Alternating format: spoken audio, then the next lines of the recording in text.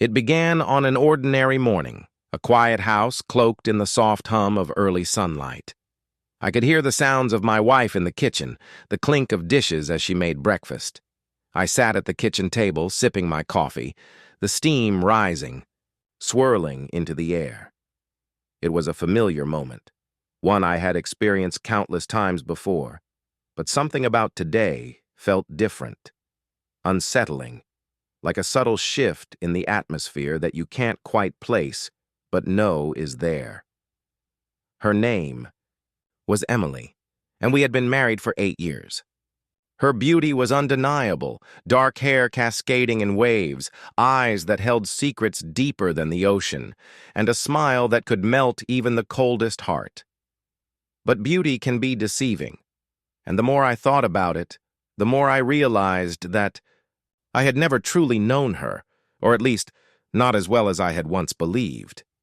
"Good morning, love," she said, her voice like honey as she set a plate of eggs and toast in front of me. "Morning," I replied, forcing a smile. My heart wasn't in it. I could feel the weight of the tension growing between us, even in these small, everyday moments. It was as though there was something hidden in the air, an invisible force that made my skin prickle, but I couldn't put my finger on it. As I reached for the fork, I noticed something unusual, a small piece of paper tucked under my plate. At first, I thought it was a receipt or a note she had left for me, but then I unfolded it. My fingers trembled as I read the words. "Meet me. Tonight. I have information. You know where. L." The letter was signed with a simple initial, and the message was chilling. A cold wave of realization washed over me. L. The letter, the secrecy, was unmistakable. L was Detective Leo Harris, a man I had known for years, a man I had trusted. Leo was a detective with the local police, an officer whose cases I had followed closely over the years, but I had no idea why he would send me such a message.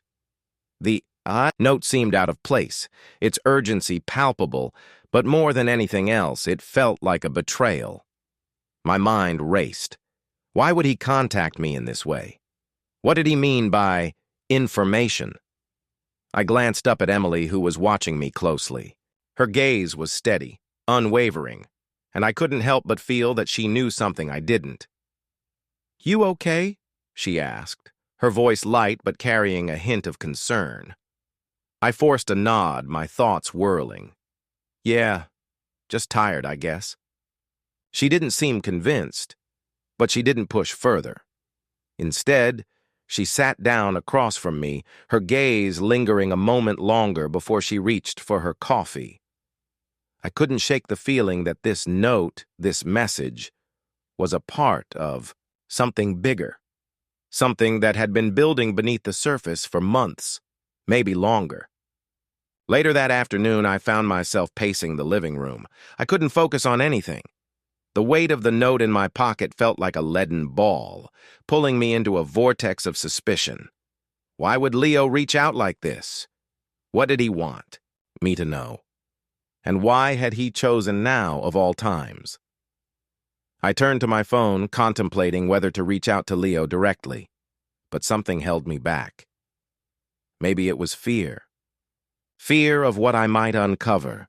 Fear that whatever I learned might tear apart the life I had built with Emily. But then again, maybe it was that very fear that pushed me toward action. I had to know.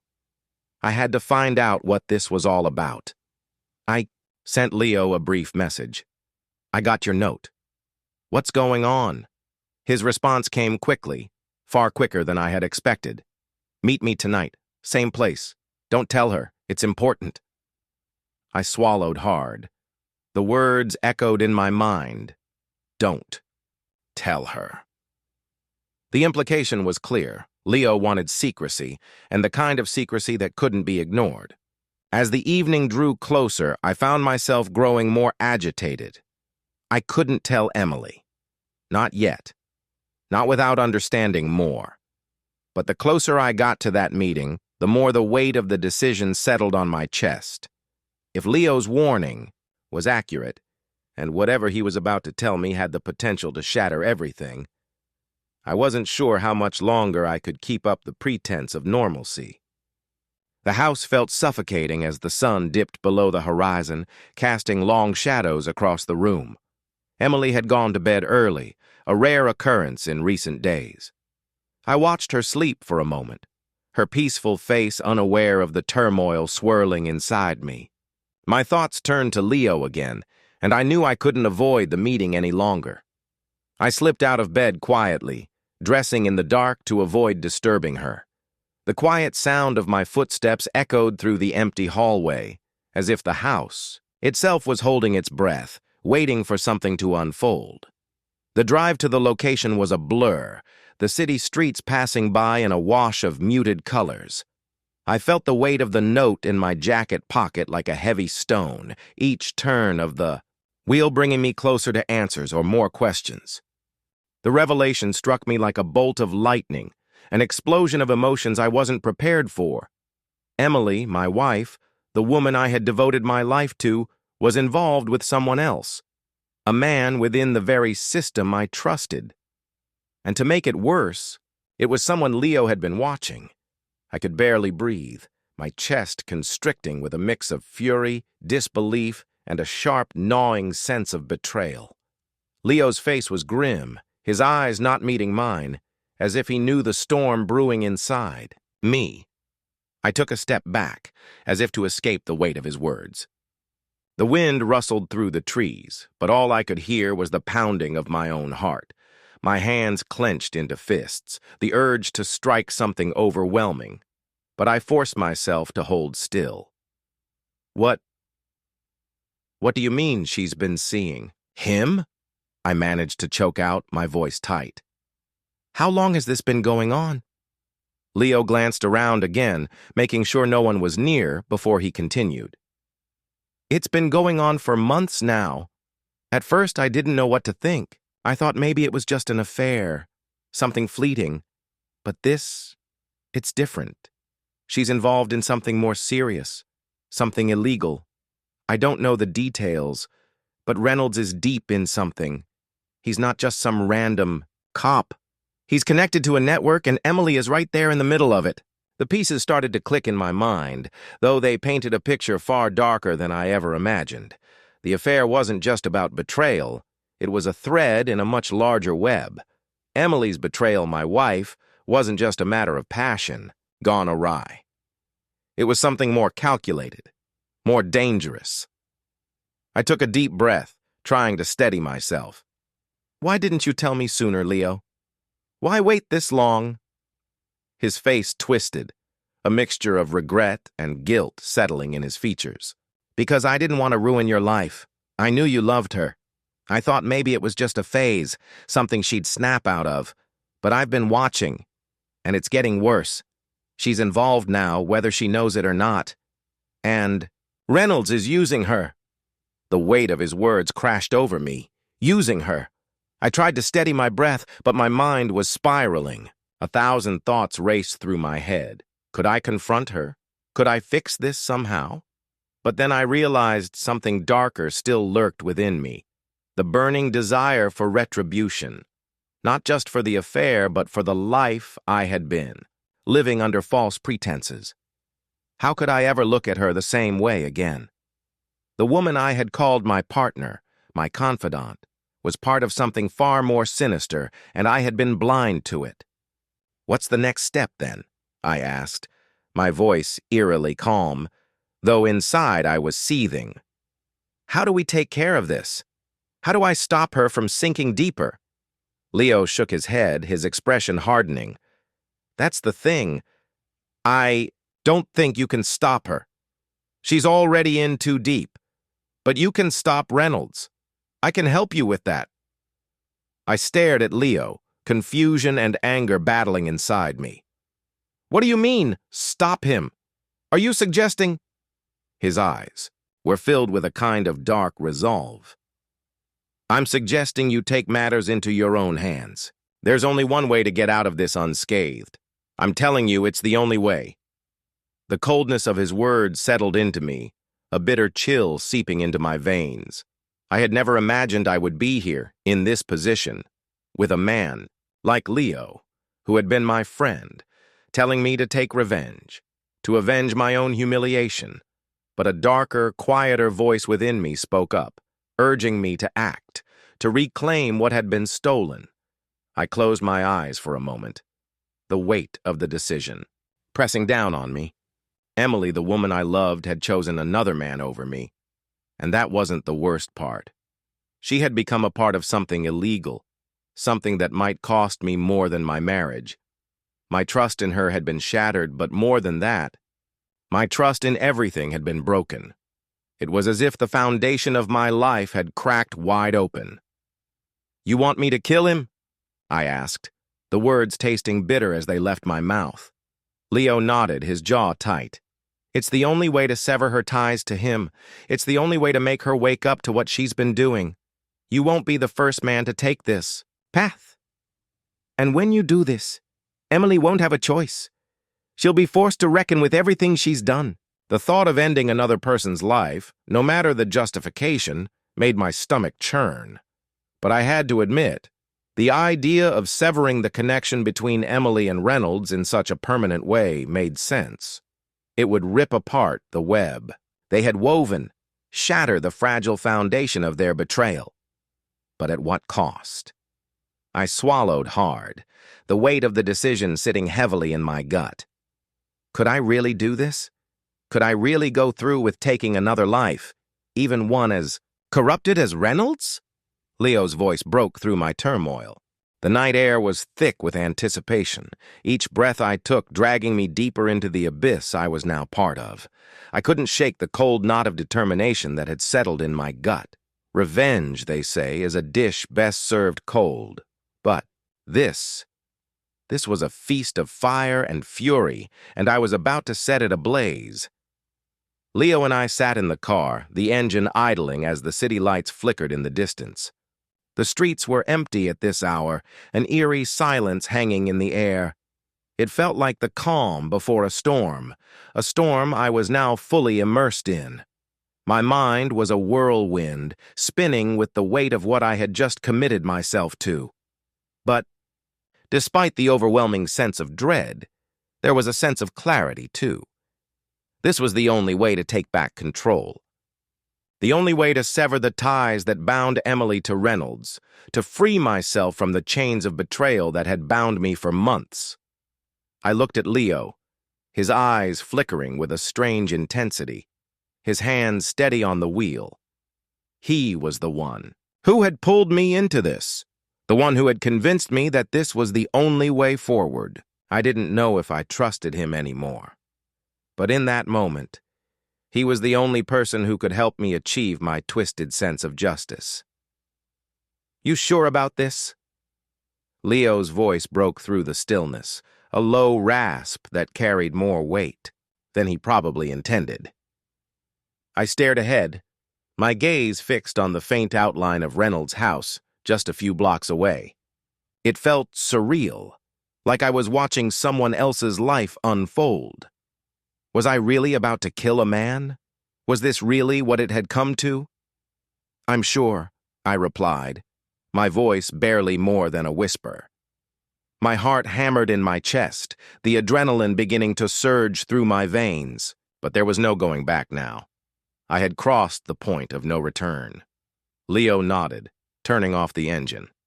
"We need to be quick, in and out, no mistakes. You got it?" I exhaled slowly, nodding in return. I got it.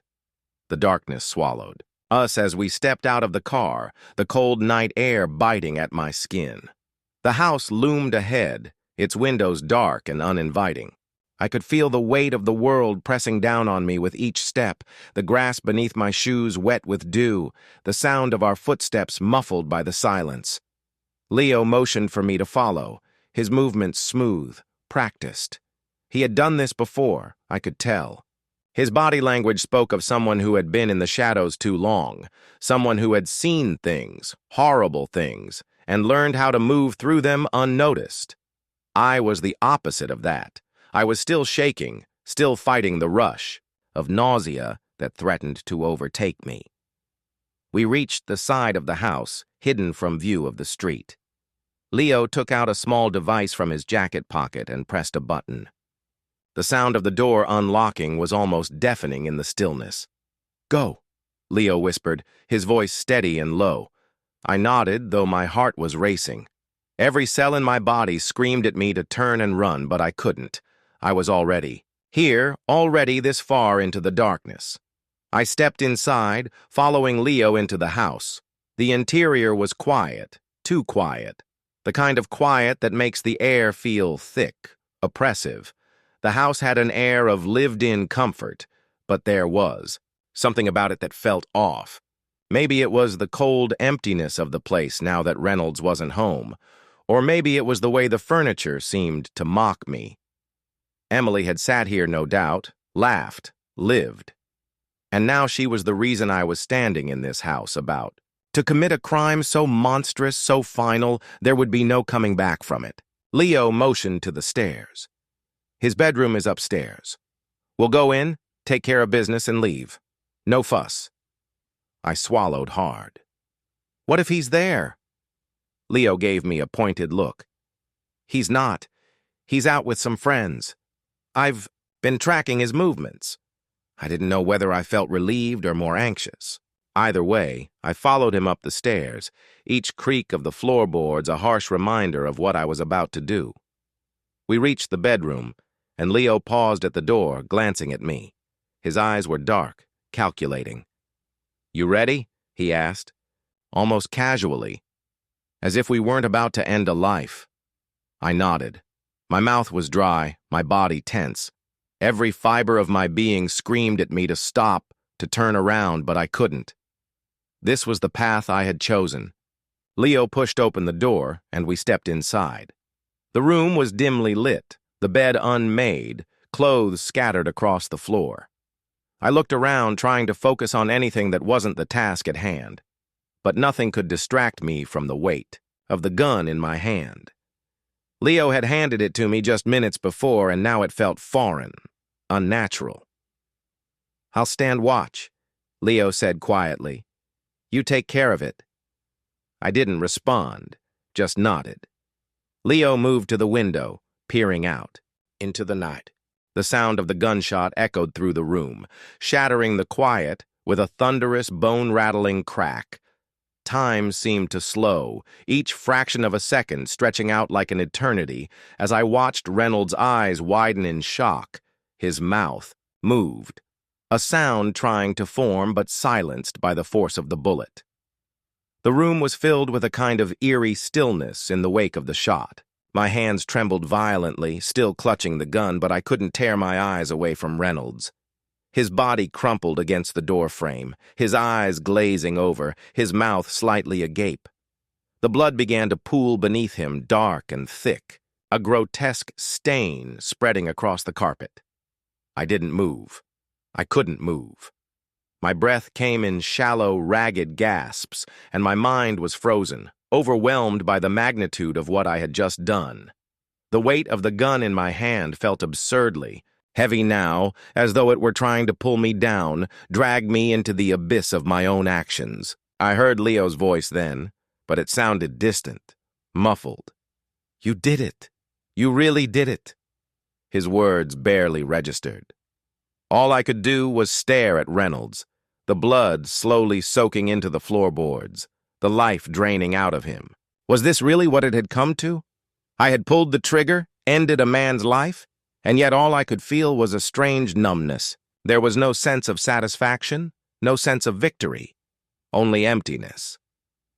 "Leo," I said, my voice hollow, "what have I done?" Leo stepped toward me, his face unreadable, his movements slow and deliberate. He didn't seem shaken, not like me. In fact, he almost seemed pleased. "You did what you had to do," he said calmly, his voice low and steady, as though we were simply discussing a business transaction. "You took control. Now she's free." But I wasn't so sure. I wasn't sure if Emily could ever truly be free of this, and I wasn't sure if I was ever going to be free from the darkness that now consumed me. Leo crouched beside Reynolds' body, inspecting the scene with the cold detachment of someone who had seen it all before. "We need to get out of here," he said. "The longer we stay, the riskier it gets. His body won't stay hidden for long." I nodded, but my mind was still reeling. I had killed a man who had betrayed me, yes, but the cost of that act was something I hadn't fully anticipated. There was no joy in it, no sense of retribution that could wash away the bitterness inside me. Instead, there was only a haunting emptiness, a space where my soul used to reside, now filled with the weight of blood. I followed Leo as he moved, swiftly, almost effortlessly, out of the room and down the stairs. My legs felt unsteady, like I was walking through water, each step heavier than the last.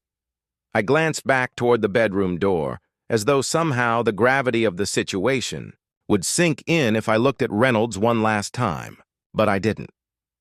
We moved through the house in silence, Leo leading the way. The front door creaked open, and the cool night air hit my face like a slap. The city's distant hum of life felt like a cruel contrast to the suffocating silence that had engulfed me. I had been so sure that taking this step would somehow make everything right, that by ending Reynolds' life, I would somehow take control of my own fate again. But I was wrong. The weight of the gun still hung in my hand, and it felt like I had done something irreversible, something that could never be undone. As we reached the car, Leo threw open the door and slid into the driver's seat. I followed, sinking into the passenger seat, my body numb. The engine roared to life, and we sped down the empty streets, the wind whipping through the cracks of the windows, but I couldn't feel it. I couldn't feel anything except the gnawing emptiness inside me. Leo broke the silence after a few moments, his voice low but calm. "We're almost there. Just keep it together." I turned to him, my mind still grappling with what I had just done. "What happens now?" My voice cracked, and I hated how weak it sounded. "What do I do now?" Leo didn't look at me, his eyes fixed on the road. "Now we wait. Emily will be in shock when she finds out, but she'll have no choice but to leave him behind. He's gone. She'll have to come back to you." I frowned. "You think she'll just come back to me? After everything that's happened?" He glanced at me briefly, his gaze sharp, calculating. "She'll have no other choice. You're the one she'll turn to, the one who can protect her, the one who still has control." I wasn't sure if he believed that, or if he was trying to convince himself.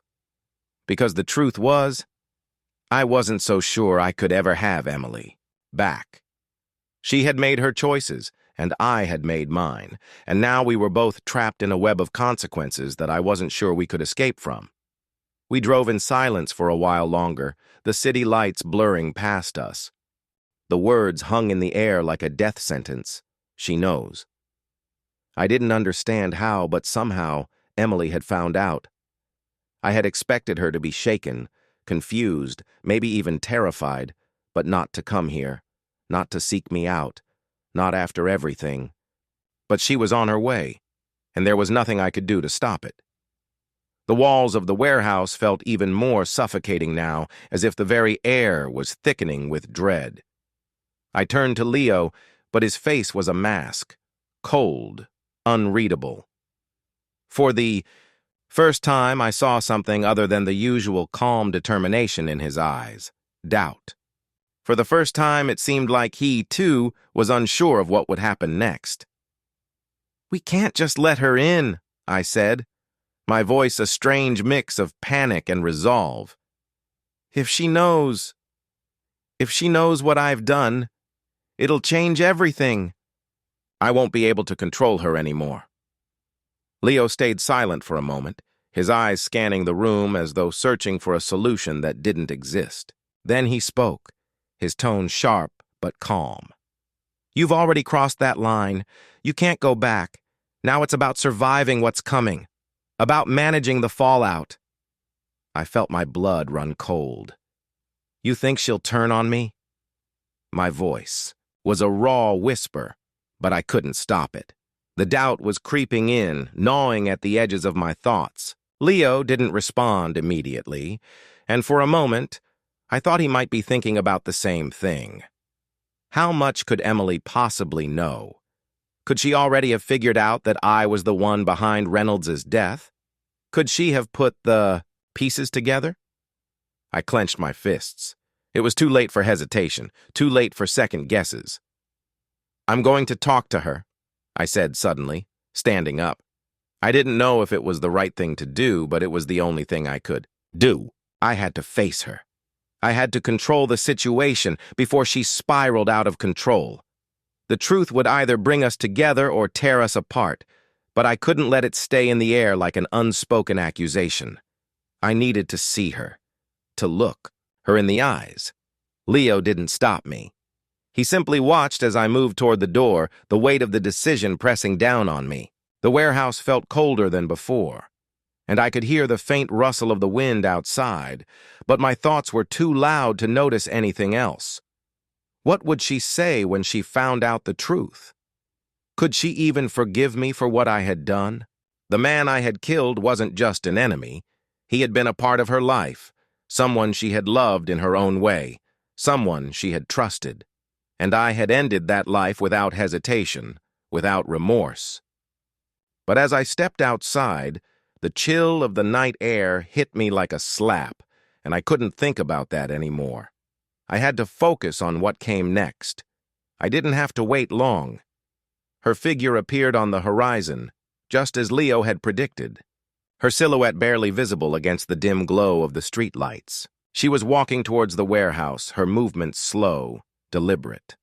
I could see her face now, a mask of determination, but beneath it, something else, something I couldn't quite place. The closer she came, the more I realized how much I had forgotten about her. Emily had always been beautiful, of course, but now, seeing her here, under these circumstances, it was as though I was seeing her for the first time. Her dark hair, now slightly windswept, framed her face like a halo, and her eyes, even from a distance, looked like they were carrying a weight they shouldn't have had to bear. The weight of knowing. She knows. The thought repeated in my mind, like a curse. I stepped forward, meeting her halfway, my heart hammering in my chest. She didn't speak at first, just stared at me with an intensity that made my skin crawl. Her eyes flickered to the ground briefly, then back up to me, searching my face for something that would explain it all. "Why, Jacob?" she asked. Her voice barely above a whisper, but sharp with the weight of the question. There was no anger in her voice, only raw, agonizing confusion. I swallowed, trying to gather my thoughts. This was the moment. This was when everything would either crumble or be rebuilt. I had to do it, I said, my voice trembling slightly. "He was never going to let you go. He was going to keep you trapped, Emily. I couldn't let him do that to you." She shook her head, her expression a mixture of disbelief and sorrow. "By killing him? You think that's going to fix things?" Her voice cracked, and I could see the tears welling in her eyes, but she didn't let them fall. Not yet. I felt like I was suffocating under her gaze, but I couldn't look away. "He took everything from me, Emily. You. He made me believe I had no other choice." She took a step back, her eyes wide now, a kind of horror slowly creeping in. "No other choice?" she repeated, as though the words didn't make sense to her. "You really think that killing him would make me come back to you? Do you think that's what I want?" The emptiness of the night stretched endlessly before me as I stood there in the dark, watching Emily's retreating form disappear into the distance. It wasn't just the distance between us that caused the ache in my chest. It was the realization that I had driven her away. She was gone now, and I didn't know if I'd ever be able to bring her back. It wasn't just the betrayal of Reynolds that had torn us apart. It wasn't just the murder that I had justified in my mind. It was everything. All the lies, all the broken promises, all the moments where I failed her, where I failed myself. And then there was the gnawing suspicion that I'd felt for so long before Reynolds, before everything went to hell, that Emily had been hiding something. I had never been the kind of man to jump to conclusions, but the signs had always been there.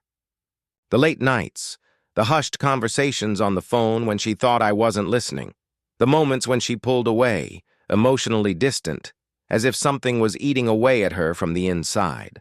I had tried to ignore it, to push it to the back of my mind, to focus on the bigger picture, but now I couldn't escape it any longer. There was more to this story, more to the pain that had already consumed me. I could feel it seeping into every corner of my soul, and it made me wonder, had she been cheating on me this whole time? The question burned in my mind like an open wound, too painful to confront. But I couldn't stop thinking about it. It was like a part of me already knew the answer, even though I didn't want to admit it. I hadn't seen it before. Too blinded. By my own fears, by my own insecurities, but now it was clear. She was slipping away from me, and maybe she had been for longer than I realized. I had to find out the truth. The following days were a blur of restless sleep and spiraling thoughts. Emily didn't come back. She didn't call, didn't text.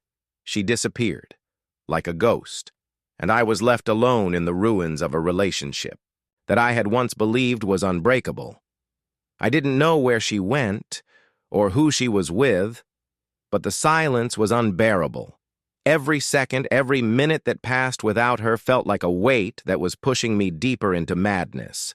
And then, one night, it happened.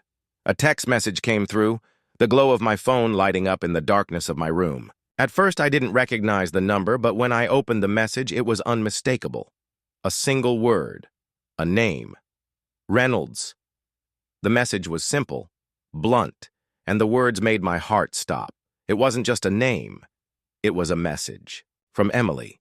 From someone who had once been a part of her life. But now, that name carried more weight than I could bear. I stared at the screen, unable to move, unable to breathe. 1,000 thoughts collided in my mind, each one worse than the last. Had she been involved with Reynolds after everything? Was this why she had left? Was this the final betrayal? The one that tore us apart? The next few days became an unrelenting cycle of doubt and suspicion. I couldn't get the image of Reynolds out of my head, couldn't stop picturing him and Emily together. The thought of her with him in ways that she had once belonged to me drove me to the brink of madness. I had to confront her.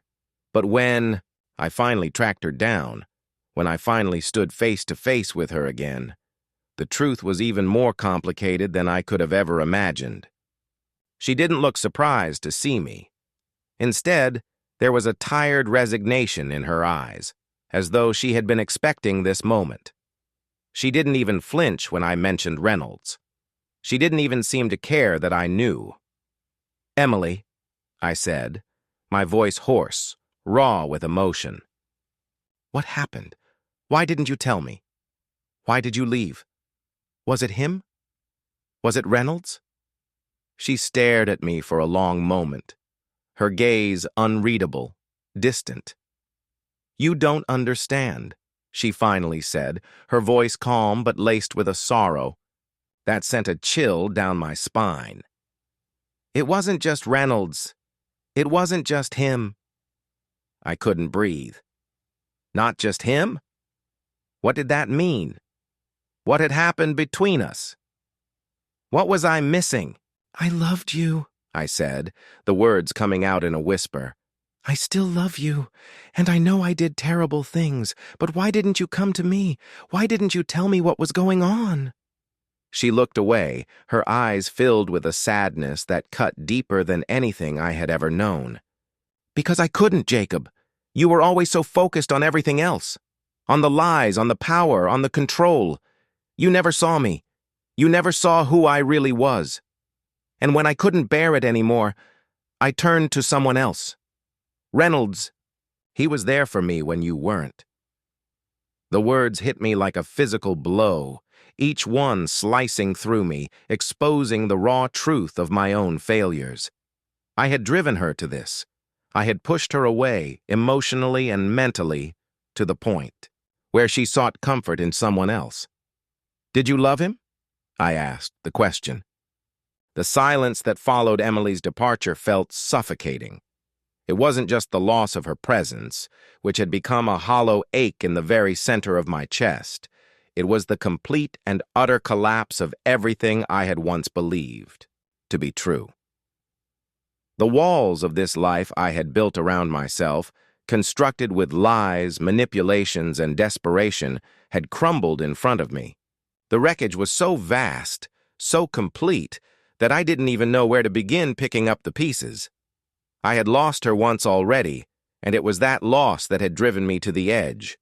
But now the truth was inescapable. I had driven her away with my own hands, both literally and figuratively. The violence, the deceit, everything had led us here, and in the end, there was no redemption. No going back. But the worst part was the nagging, gnawing feeling in the pit of my stomach that I still wasn't done with this. I had convinced myself that the vengeance I sought had been about her, about restoring the broken pieces of our life. But deep down, I knew the truth. I had been lying to myself all along. It wasn't about her anymore. Not really. Not entirely. The need for revenge had become something deeper, darker, something that I couldn't control. It had consumed me, twisted me into someone unrecognizable. And now, as I sat alone in the cold emptiness of that ruined relationship, I realized that vengeance wasn't just a means to an end. It had become my end. The decision was already made, even before I fully understood it. I couldn't let this go. I couldn't let her slip away. Not after everything I had done. Not after everything I had sacrificed. I had to make her pay. The days passed in a haze, each one more indistinguishable than the last. I hadn't seen Emily, and the silence between us was deafening. But I wasn't sitting idly by. I was planning, waiting for the right moment to strike. The tension in the air was palpable, like the calm before a storm. I had to act fast, before the situation could escape my grasp completely. It was during one of those long nights, sitting alone in my apartment, that Leo finally reached out. I had been avoiding his calls for a while, but his name flashed on my phone's screen, and for some reason, I answered. "Jacob," his voice came through the line, steady as ever. "It's time. You've been planning this long enough. It's time to finish it." His words struck me like a jolt of electricity, the reality of what I was about to do finally setting in. I had been so lost in my own thoughts, my own despair, that I hadn't realized how close I was to the edge. But hearing Leo's voice, the cold certainty in his tone, reminded me of the path I had chosen. "It's not just about Emily anymore," I said, my voice sounding different, colder than before. "It's about finishing what we started." Leo was silent for a moment, and I could almost feel him weighing his words before speaking. "Are you sure about this? It's not just about revenge. Once you cross this line, there's no going back." "I'm already there," I said, my words like a vow. "And I'm not turning back." There was another pause, but then Leo spoke again, his voice quieter this time, almost contemplative. "I'm not telling you to stop, but be careful. You don't want to lose yourself in this. You've already lost a lot." I knew what he meant. He wasn't just talking about Emily anymore. He was talking about me, what I was becoming. I could hear the concern in his voice, but it only fueled my determination. "I'm doing this for us," I said, my resolve hardening. "For everything we've worked for. For the future we deserve." And just like that, it was set in motion. The plan I had been formulating for weeks, the one that would rip Emily's life apart in the same way she had done to mine, was no longer just an abstract thought. It was real. and I wasn't backing down. The first step was simple: tracking her. It wasn't hard. She had been careful, I'll give her that. She had moved in with her sister, as far as I could tell, and she had distanced herself from everyone who might lead me back to her. But I was persistent. I knew where she went, who she talked to, what she did. It didn't take long before I knew her every move. Leo had warned me about the dangers of obsession, but I couldn't stop. The pieces of my plan were coming together too perfectly. When I finally saw her again, it wasn't by accident. I had orchestrated the moment down to the last detail. She was leaving her sister's house, heading to a small cafe on the corner of the street, a place we used to frequent. My heart pounded as I watched her from a distance, as though seeing her for the first time. Her hair was longer now, and she was dressed in a simple coat, her face weary but still striking. And for a moment, I felt that familiar ache, that part of me that still longed for her, even after everything. But it was fleeting, barely a whisper before the darkness returned. The words hung in the air between us like a dark promise, heavy and suffocating. Emily's face tightened at the sharpness in my tone, her eyes flicking briefly to the exit before settling back on me, guarded, like a woman preparing for a battle she never imagined would come. "You don't want to do this," she said, her voice steady despite the tremor I could see running through her. Her fingers gripped the edge of the table, the knuckles white with tension, but she didn't back down. She never had before, and I saw it now. Her strength, the same strength that had once drawn me to her, the same strength that had kept us together even when we were falling apart. "I think you're wrong," I said, my voice laced with an emotion I couldn't name. Anger? Desperation? Maybe it was a mix of everything, a storm inside of me that had finally broken free. "I've been letting you go for far too long. Now it's my turn to take control." She didn't flinch at my words. Instead, she sighed, a soft, almost defeated sound that made something in my chest tighten. "Jacob, this isn't who you are," she said, shaking her head slowly, like she was trying to convince herself as much as she was trying to reach me. "You were never about revenge. You were always better than that." Better than this? Maybe. But it was too late for second guesses. The damage had been done. We were both too far gone for redemption. "Better than that?" I scoffed, stepping closer to the table, my fingers grazing the edge. "You don't get to tell me who I am anymore, not after what you did, not after everything we've been through." I could see the guilt in her eyes, a flicker of it behind the hardness she was trying to project. But it wasn't enough to stop me. Not anymore. Not when I was standing on the edge of something far more dangerous than I had ever intended. Her voice cracked when she spoke again. "I made mistakes, Jacob. But this isn't the way. You don't have to destroy yourself to make me hurt." I felt the weight of her words, but it didn't stop me. Nothing could stop me now. Not her tears, not her guilt, not even the small voice in my head telling me to let it go. I had already crossed a line, and the line between vengeance and self-destruction had blurred so much that I couldn't see where one ended and the other began. "I'm not trying to destroy you, Emily," I said coldly. "I'm trying to make you understand what you've done. I need you to see the consequences of your choices. You don't just get to walk away from this, from us. Not after everything you've done." Her gaze softened for a moment, but only for a moment before it hardened again. "And what happens after you get your revenge? What happens when you've made me hurt the way you hurt?" She stood up then, pushing the chair back with a slight scrape that echoed in the quiet cafe. "Will you feel better? Will you feel vindicated? Or will you just be left with a hollow victory?" Her words, though they stung, only fueled my resolve. She was right in one regard. I didn't know how I would feel after, but that didn't matter anymore. The need for vengeance had become a hunger that could not be sated, a fire that burned through my veins with a fury I couldn't put out. "It's too late for redemption," I said, each word sharp, deliberate. "The only thing left now is making you realize what you've taken from me." She shook her head, her face crumpling for a brief moment, before she regained her composure. "I don't know who you are anymore," she whispered, as if speaking the words to herself more than to me. "But I hope you find a way to forgive yourself before it's too late." The finality in her words hit me like a slap across the face, but I didn't let myself react.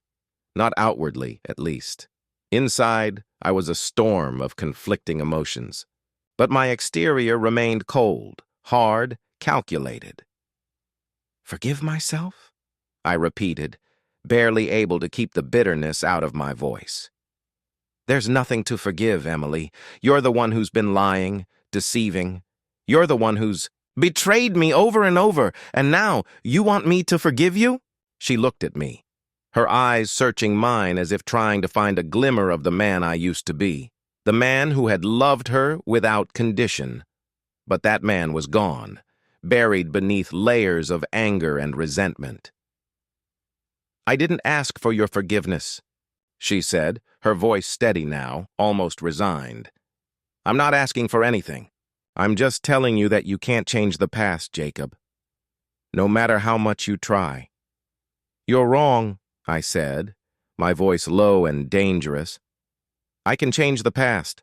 I can make you feel what you've done. And when I do, maybe you'll understand. Maybe you'll finally realize how much you've broken me." Her eyes locked with mine, and I saw a flicker of something there. Regret? Fear? I couldn't tell, but it didn't matter. The damage had already been done. I turned, away from her then, heading toward the door. The night was cold, bitter, the kind of cold that sliced through layers of clothing and numbed your bones. I didn't feel the chill, though. The adrenaline coursing through my veins kept me warm, kept me focused. This was no longer about the past, about the shattered remnants of a life I once shared with Emily. It was about the present, the raw, sharp edge of vengeance that cut through everything else. It was about justice, as twisted as it had become. I walked silently through the narrow alleyways, my footsteps barely audible against the slick pavement. The city, usually so vibrant, felt dead tonight, as though even it sensed the weight of what was to come. I was alone, but it didn't matter. I didn't need anyone else anymore. Not Leo, not Emily. I had told myself I wasn't going to cross the line that night. I had promised myself I would only observe, only gather the information I needed. But that promise had broken down the moment I set foot in that cafe with her. The moment she had looked at me like she didn't recognize who I had become. I couldn't go back now. I paused at the edge of the street, watching the faint glow of light spilling out from Reynolds' apartment window. I had been watching him for weeks, following his every move, learning his habits. He was methodical, professional. But there was a pattern. Everyone has one. I had figured it out. He was alone tonight. His partner was on another case. His boss was out of town. He was isolated, vulnerable. It was the perfect opportunity. I slipped further into the shadows, moving like a predator, instinctively aware of every sound, every shift in the air. This was no longer a plan. It was a mission. The building loomed ahead, its facade cold and unwelcoming, just like everything else. I approached the back entrance, a narrow door tucked behind a dumpster, its lock simple but sturdy. I had anticipated it. A single twist of the key and I was in. Reynolds' apartment was on the second floor, the balcony a few meters up from where I stood. I climbed with practiced ease, my muscles tight, my focus sharper than it had ever been. Every movement was calculated, every second slipping by faster than I could process. I reached the balcony in less than a minute, pulling myself up with a single, fluid motion. I pressed my back against the railing, listening for any sign of movement inside. He was in there, probably in the middle of some mundane task, unaware that his life was about to be torn apart. I didn't have to knock, didn't have to announce myself. No, this was personal. This was intimate. I wasn't here for a confrontation. I was here to make sure that when the pieces of his life fell apart, he would understand who had orchestrated it and why. I slipped inside through the sliding door, the soft click of the latch barely audible. The apartment was dimly lit. A quiet sanctuary of white walls and polished furniture, an image of a life that seemed so clean, so perfect. I could see the remnants of a man who was trying desperately to live up to the persona of a successful, untouchable detective. But nothing lasts. Not perfection. Not lies. And certainly not this carefully constructed illusion. I moved deeper into the apartment, quiet as a shadow. My eyes found him then, sitting on the couch, one leg propped up on the coffee table, his gaze focused on the television. He didn't notice me immediately. He wouldn't. His back was to me, his attention on something else. But I could see him clearly. Every detail, every subtle motion. His muscular frame, his jaw set in a determined line, his dark hair disheveled. From a long day of work. The moment of reckoning had arrived. I approached him slowly, taking in every second, savoring the anticipation. Every breath I took, every movement I made, felt deliberate. He didn't hear me until it was too late. When I was close enough, I spoke, my voice cold, cutting through the tension in the air. "You're going to regret this, Reynolds." He spun around in shock, his eyes wide as he took in my presence. There was a split second where he didn't understand, couldn't understand, who I was or why I was there. But as soon as the realization hit him, his expression hardened. "Who the hell are you?" he growled, his posture shifting, suddenly alert. He had the demeanor of a man who had been trained to respond to danger. But it wasn't enough. It never was. "I think you know who I am," I replied, stepping closer, my gaze never leaving his. "I'm the one who's been watching you, I'm the one who knows what you've done, and I'm the one who's going to make sure you pay for it."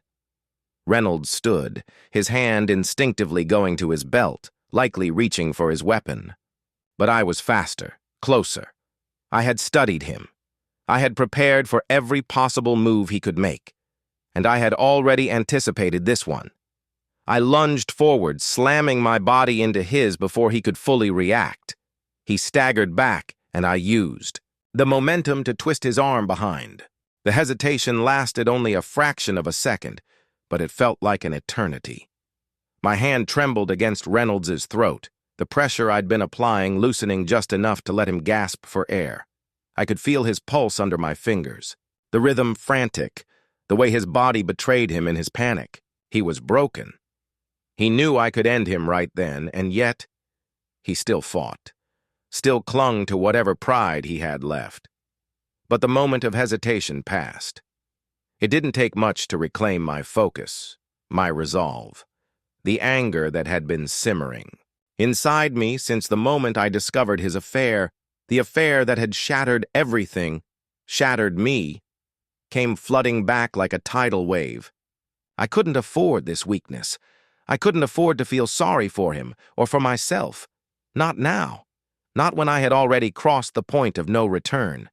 I forced him back to the ground, pressing my weight on top of him, my arm locking him, in place.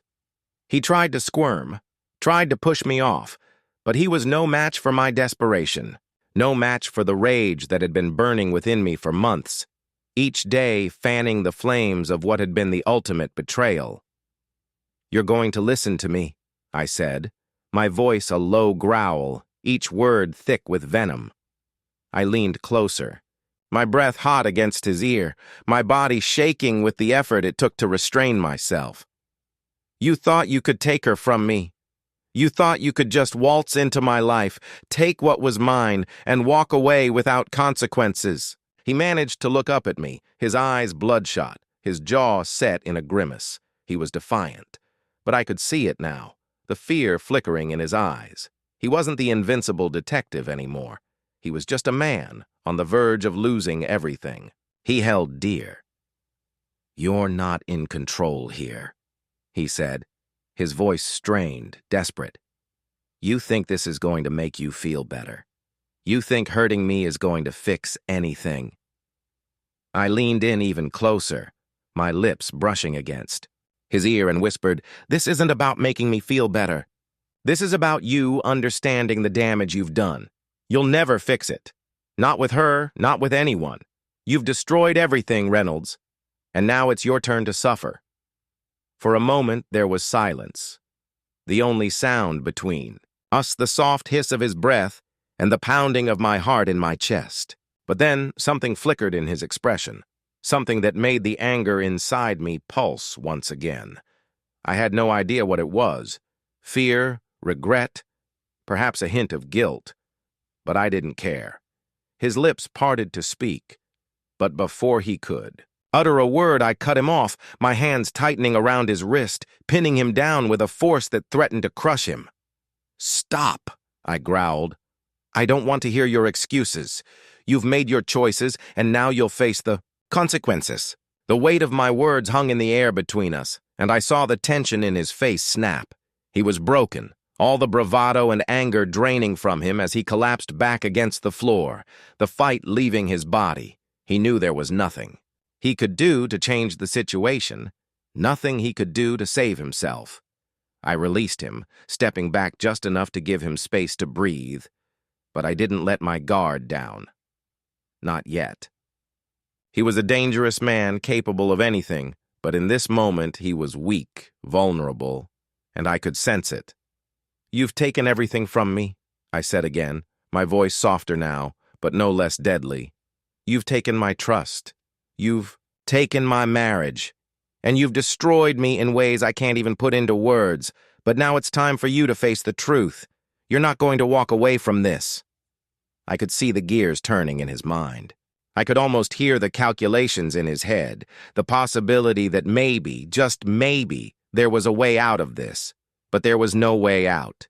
Not anymore. "You think Emily's going to come back to you after this?" I spat. "You think she's going to forgive you for what you've done?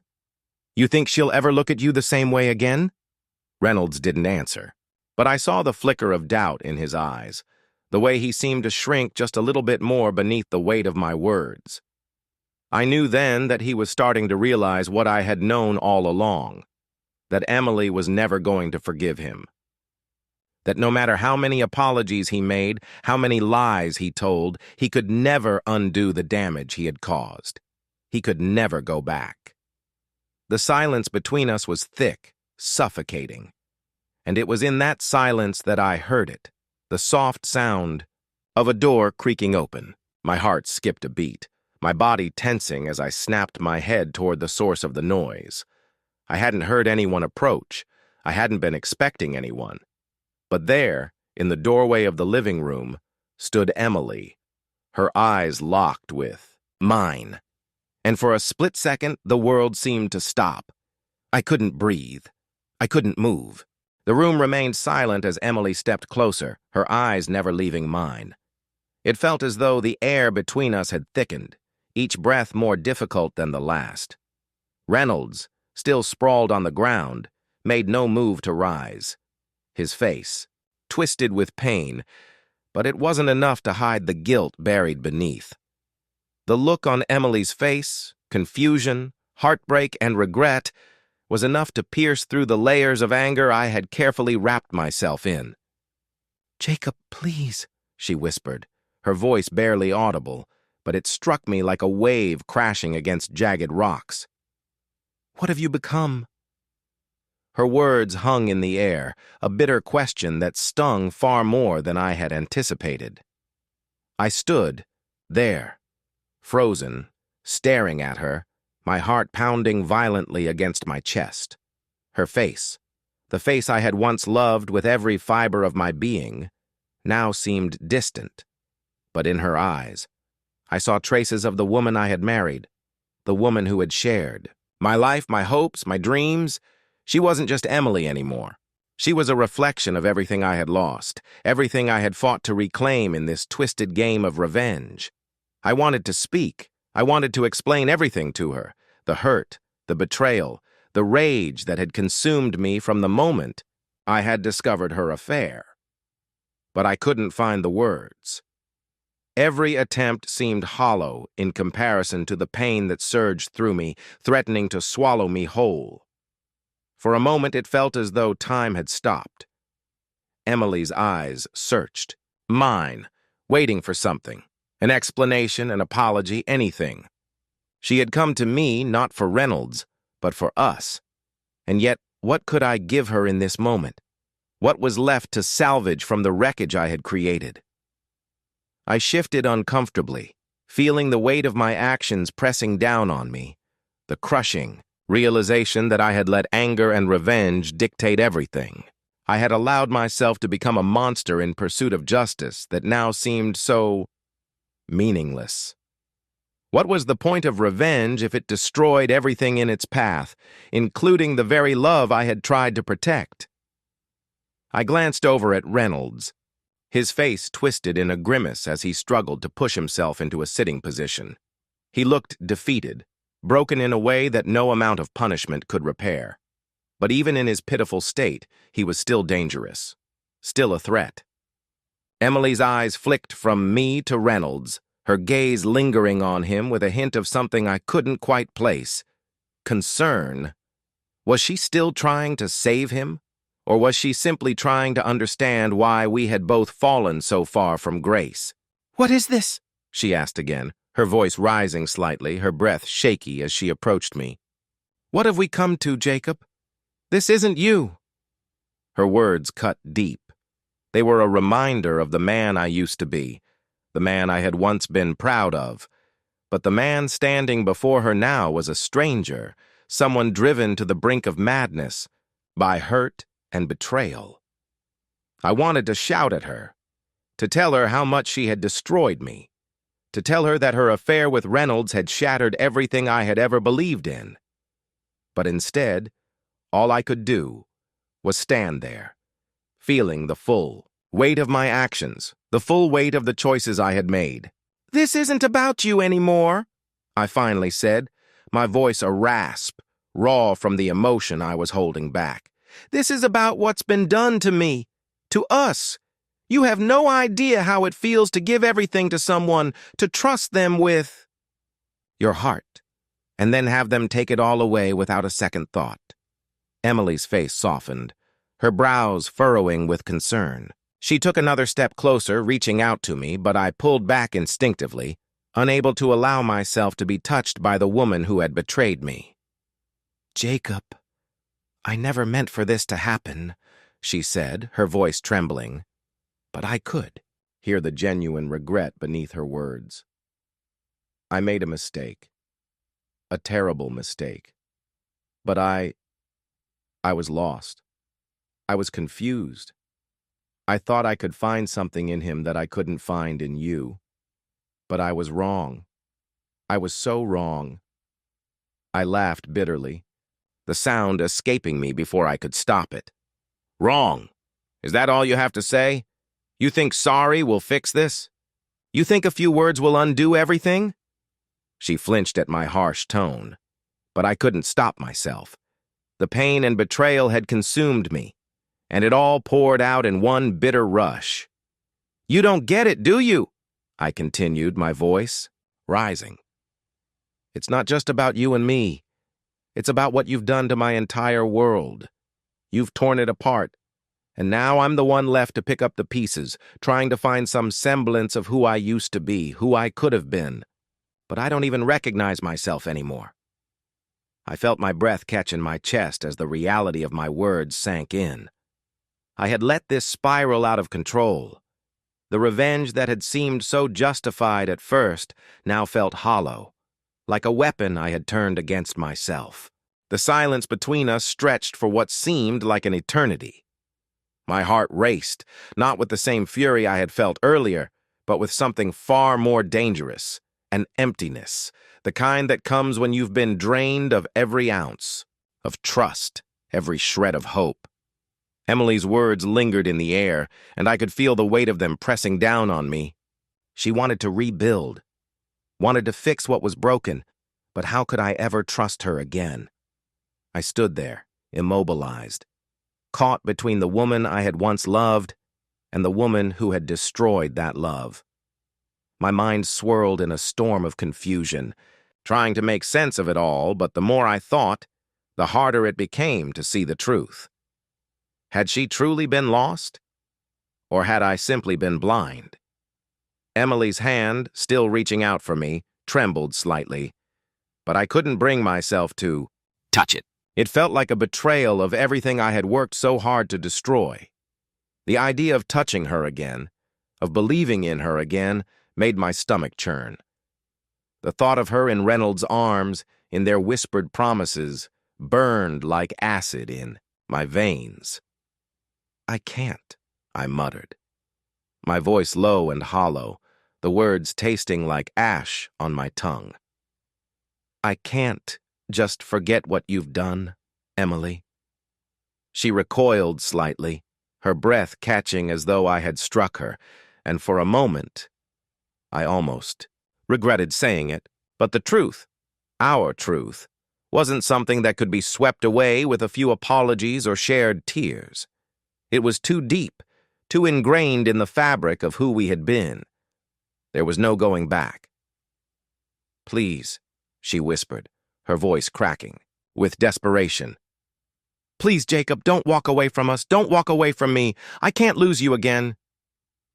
The words hit me harder than any blow. I wanted to scream, to lash out at her for making me feel this way, for making me feel like I was the one who was weak. But instead, I stood there, trembling with the weight of everything I was holding back. The anger, the hurt, the betrayal, it all swelled inside me, threatening to drown me. "You're asking me to forget," I said, my voice thick with bitterness. "To forget everything, the lies, the deceit, the affair. How could I ever forget that, Emily? How could I ever look at you and not see him?" Her face crumpled as my words sank in, but I couldn't bring myself to feel sorry for her. Not yet. Not when the wound was still so raw. "I never wanted to hurt you," she said, her voice barely audible. "I never meant for it to go this far. It was a mistake. A horrible mistake. But I've learned from it. I swear, Jacob, I've learned. I've changed." I shook my head, the image of her in Reynolds' arms flashing before my eyes once again. How could I believe her? How could I even consider it? "You don't get it, do you?" I hissed, my voice growing more strained with every word. "This isn't just about a mistake. It's about trust. It's about everything that we built together. You tore it all down, Emily. And now you're asking me to just move on?" Her eyes filled with tears again, and she took a step closer, her voice soft but pleading. "I know I don't deserve your forgiveness, but please, Jacob, I need you to try. I need you to trust me again." I backed away instinctively, the distance between us widening. I couldn't be close to her, not like this, not when everything I had known was crumbling at my feet. "You don't get to ask for that," I said, the words bitter and cold. "You don't get to demand my trust, not after what you've done. You broke me, Emily. You shattered me into pieces." She fell to her knees, her hands pressed against her chest as if she could somehow hold herself together. "I didn't want to break you," she whispered, the pain in her voice making my heart ache. "I didn't want any of this. But I was lost, Jacob. I was so lost. I didn't know how to fix things between us. I didn't know what to do." I stared at her, my mind a whirlwind of thoughts I couldn't untangle. The woman kneeling before me was a stranger. The woman I had once known would never have hurt me like this. But the truth was, I didn't recognize her anymore. She was no longer the woman I had married, the woman I had trusted with my heart and soul. And as much as I wanted to believe her, to believe that she had changed, there was a voice in the I back of my mind telling me that nothing had truly changed, that she would betray me again. A soft groan from the corner of the room snapped my attention back to Reynolds. He had managed to sit up, his hand clutching his ribs as he looked at me, with an almost pleading expression. I could see the fear in his eyes, the fear that I would end everything here, that he would lose his hold over Emily. I turned to Emily, my chest rising and falling with the intensity of the moment. I could see the fear in her eyes, but also the faintest glimmer of hope. She was waiting for me to make a decision, waiting for me to choose. But what was left to choose? What was left to save?